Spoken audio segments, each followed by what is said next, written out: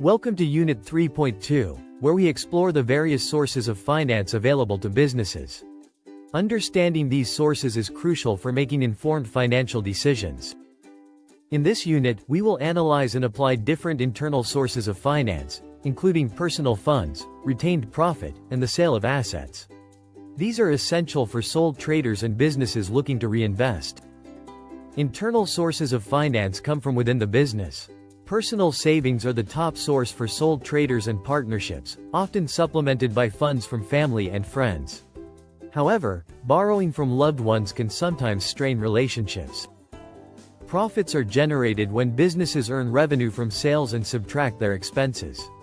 This formula, revenue minus expenses equals profit, is fundamental to understanding business finance. Businesses can either distribute profits to owners or retain them for reinvestment. Retained profits are those not given to shareholders, allowing the business to grow and reinvest in its operations. Retained profits can be used in various ways: distributed as dividends, reinvested for growth, or held for contingencies. This flexibility makes retained profits a valuable internal finance source. Selling assets is another internal finance source. Businesses can sell inventory or other assets to generate revenue. This method is useful for raising funds without affecting regular sales. For instance, a bakery might sell a delivery truck to raise funds. This sale doesn't generate sales revenue but provides money from the asset's sale, showcasing the versatility of internal finance sources. Next, we will explore external sources of finance, including share capital, loan capital, overdrafts, trade credit, crowdfunding, leasing, microfinance providers, and business angels. These sources are vital for business expansion and operations. External finance providers typically require a financial reward, such as interest on loans or dividends on stock. This cost is a key consideration when seeking external funding. Share capital involves raising money by selling shares. This creates a new entity, a limited company, where investors become shareholders. Public limited shares can be traded on stock exchanges, providing liquidity and investment opportunities. An IPO, or initial public offering, is when a company offers shares to the public for the first time.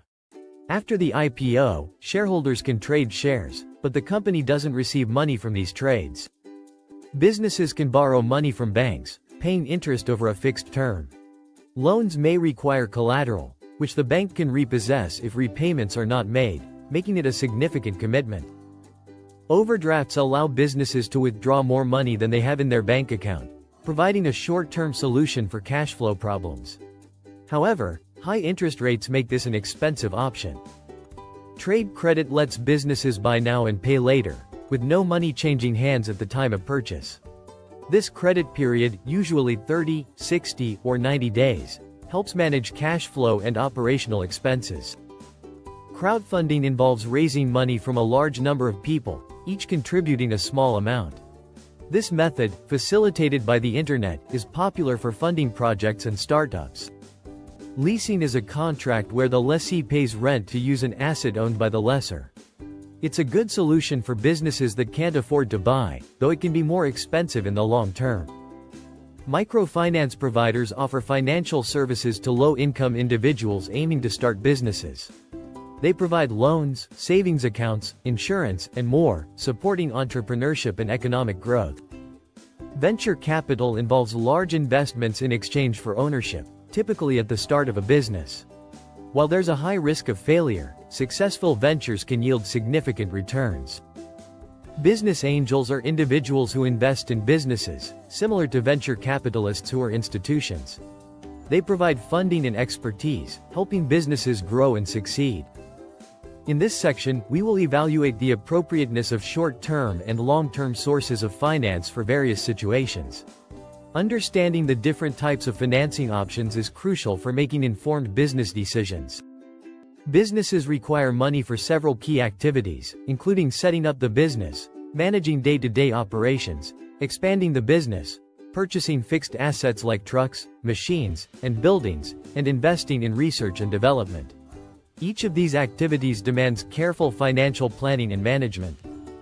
Selecting the appropriate source of finance is heavily influenced by the time period of the goal.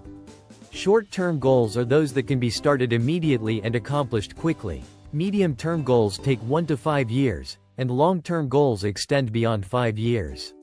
Matching the financing source to the goal's timeframe is essential for effective financial management. There is no universal agreement on what constitutes short, medium, and long-term periods. Generally, short-term refers to the current tax year, which is less than 1 year. Medium-term spans from 1 to 5 years, while long-term is anything beyond 5 years. Understanding these distinctions helps in selecting the right financing options for different business needs.